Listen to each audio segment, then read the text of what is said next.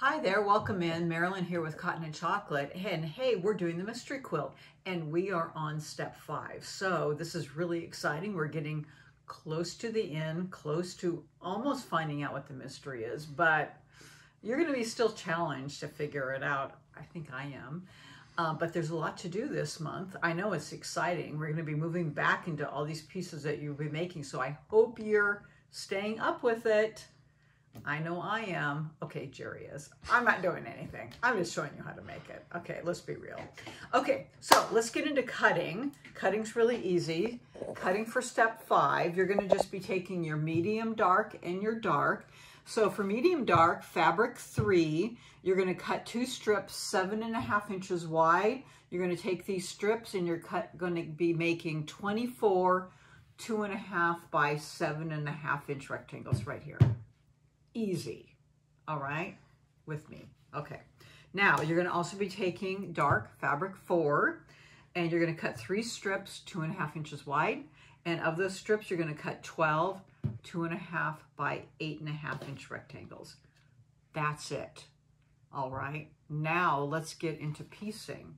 Okay, let me put these out of the way. So now you're going to get into your first steps. You're going to go back to step 2. Remember that? Way back then? Of course you do. You had this big wide strip.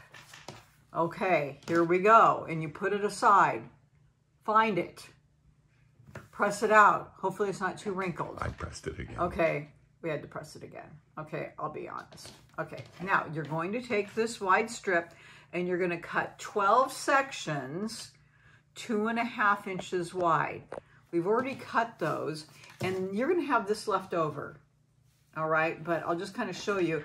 Now, I've talked to you about this before, if you remember, that when I cut, so I'm using my long ruler, I don't measure off the bottom, and I certainly don't use my mat to measure, okay? But I'm going to compress it with my ruler. You know, and I don't have all the stuff in the way here, but I'm going to use it. So you might want to come in a little bit, but I'm going to use this seam to measure my 2.5 inches. So the first cut, you might have to come in a little bit to square it off. And then there's my, this is my 2.5 inches there. So I might come in, do my first cut, flip the first strip over. But this one I've done cuts off of it, but I will square it up after every couple cuts. So I'll measure that 2.5 inches in that long cut here and then cut it off from there. I'm not cutting it off the bottom if it's a little, you know, wiggly waggly, technical term right there.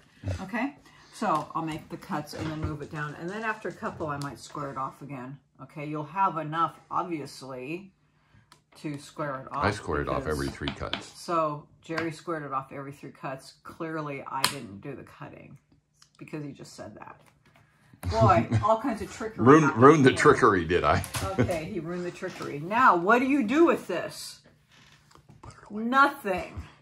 You're going to take this and pile it up, and don't get it all wrinkled, and you're going to set it aside for step 6. Oh, okay, set that aside. All right.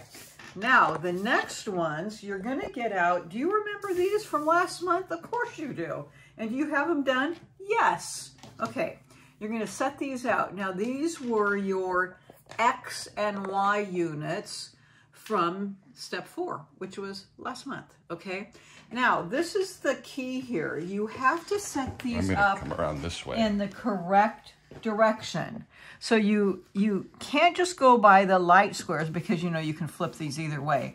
But look at the inner ones. They're kind of a offset 4 patch. So you want that big square in the left and the right. And both of these are number 4. And these are, just listen to me, okay? I have my videographer making a lot of side comments, okay? He's the backseat driver.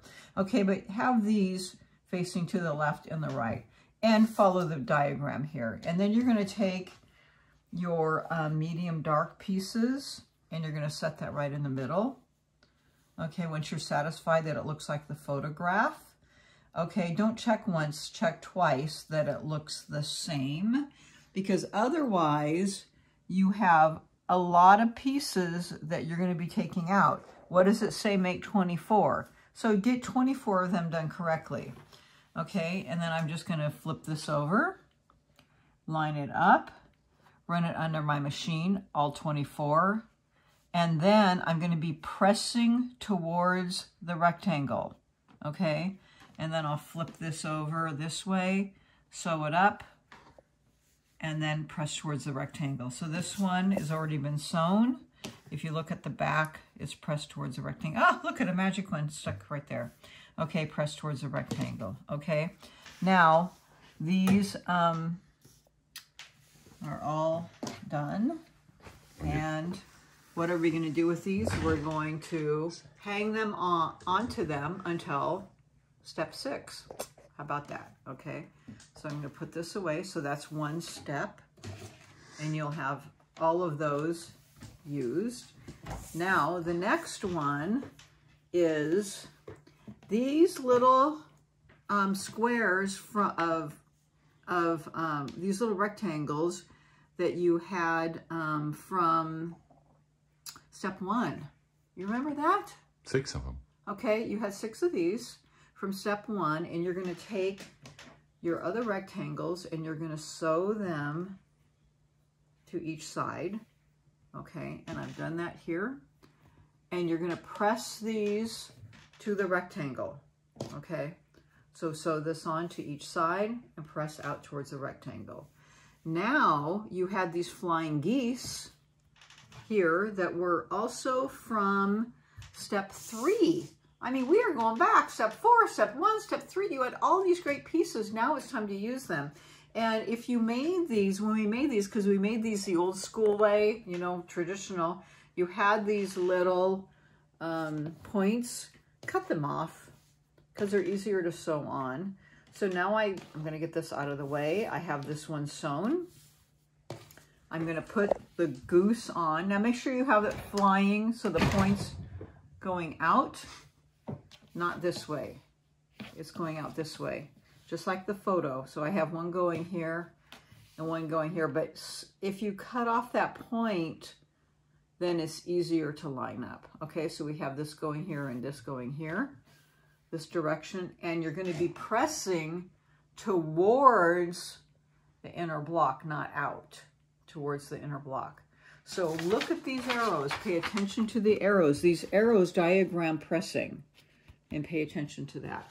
So I have this block here, and it's pressed inwards, okay?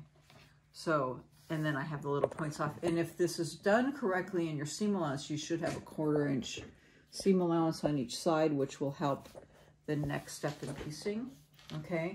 And then this one hasn't been fully pressed, but I would spray this and then get it pressed so that it's sitting nice and flat once I'm done, okay?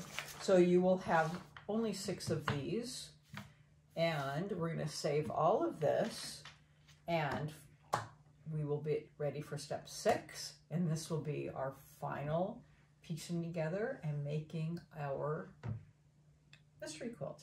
So have fun with all of this, and we'll be ready to put it all together. See you next month.